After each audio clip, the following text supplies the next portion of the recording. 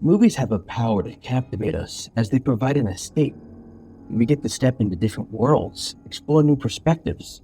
Movies also connect us to our emotions, showing us characters we can relate to, root for, hate their guts, or even learn from.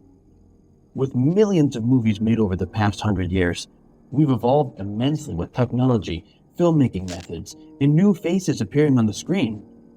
But the film industry, like many others, has its share of dark sides, both historically and in present day, with several factors ranging from exploitation and abuse, mental health, racism, unrealistic beauty standards. That's just the tip of it.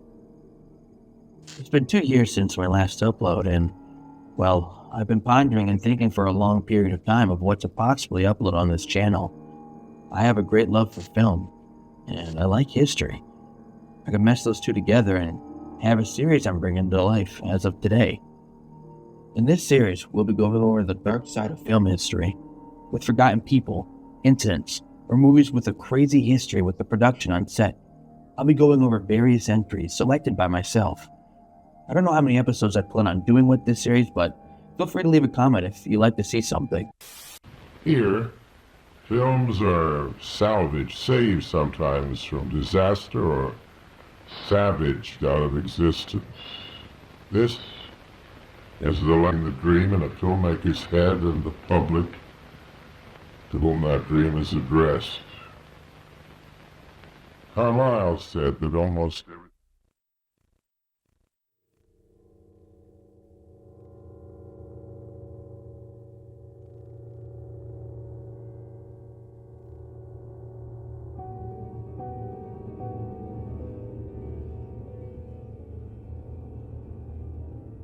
The silent film era was a time of intense glamour, but behind that, many stars struggled with addiction, mental health issues, transitions into the world of sound. This took a huge toll on actors who were at the time living under constant public scrutiny.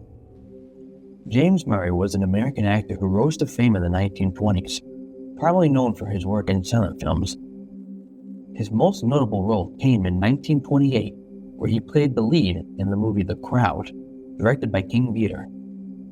In this film, Murray played the lead role of John Sims, a man trying to navigate the struggles of everyday life and find happiness amidst the pressures of society. The film was groundbreaking for its realistic portrayal of ordinary people and the emotional depth of its characters, and holds up 97 years later. Murray was born in New York City on February 9th of 1901, the second of 9 siblings. He got his passion for acting while working as a doorman at the Capitol Theater on Broadway. In 1923, he went on to appear in the role of John Alden in a 3-reel short produced by Yale University called The Pilgrims. James made it to Hollywood working extra jobs like shoveling coal or washing dishes. He found work as an extra until he was noticed by King Vidor to star in his upcoming film, The Crowd. Now, this was a big deal. Vidor was obviously a film director, working during Hollywood's golden age. His career spanned several decades. He had just finished The Big Parade, a 1925 World War I drama that was one of the highest-grossing silent films of its time. Vidor was looking for someone to portray the lead in his next big project, The Crowd.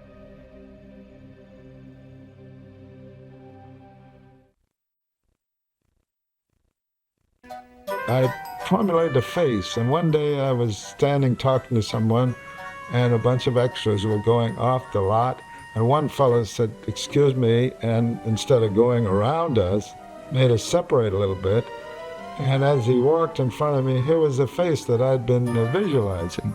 So before I could free myself from the conversation, he'd gone a ways, and I chased him out, and he was just getting on a bus or hitchhiking or something. And I was just able to say, "What's your name?" And he told me, and I said, "Come see me tomorrow," and this is my name. And tomorrow he never came, and the next day he didn't come, so forth. So I finally looked over the bunch of extras and remembered the name. He said James Murray, and we called him and paid him as an extra to interview, and finally made a test, and he was the fellow we were looking for. And more power to Thalberg for taking a chance, but he did make a good test. His performance as Johnny Sims in The Crowd remains one of the best of the silent era. It was nominated for 2 Academy Awards in 1929, the very first year of the Academy Awards, and in 1989, the film was one of the first 25 selected by the Library of Congress for preservation in the United States National Film Registry. James appeared in around 34 films in his short career, although many are currently lost. James began to sabotage his career with alcohol. He wasn't able to hold down a job, even though after The Crowd, he was offered many roles because of the groundbreaking impact it had. You gotta think, Murray was on top of the world right now. He was practically a nobody, working extra bits. Then out of nowhere, he appears in this film directed by one of the top directors of its time that hits the floor with nominations, box office success. The door was opening. Many directors wanted James in their projects, but he was sabotaging himself with drinking. In August of 1930, Murray was sentenced to 6 months in jail for appearing in court drunk on a previous drunk driving charge. After serving for 4 months, Murray was released and attempted to revive his acting career. Things looked bright as he stopped drinking, and in February of 1933, he signed a 7-year contract with First National Pictures and Warner Bros. He also married actress Marion Sayers. All was going well for Murray, and a promising career looked bright.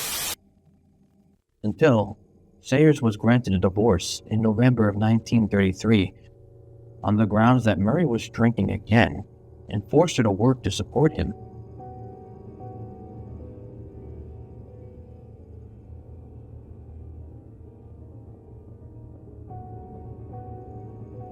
By 1934, Murray was unable to secure acting work due to his alcoholism and began panhandling on the streets. By that time, director King Vidor offered James the lead role in the movie Our Daily Bread, which was a sequel to The Crowd, on the condition that James would stop drinking and get back in shape and get it together. He refused.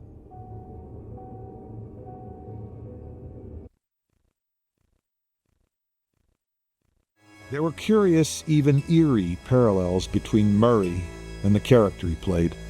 So, years later, I told him I had a part for him, providing he'd drop the liquor and go in training and get the fat off his neck. And he looked at me and he said, "Screw you." So I said, "Okay, Jimmy, screw you if that's the way you feel about it." And I got up and walked out. And then everybody, for years, asked me, whatever happened to James Murray? Whatever happened to the fellow played the lead in The Crowd? Unfortunately, James would never be able to revive his career.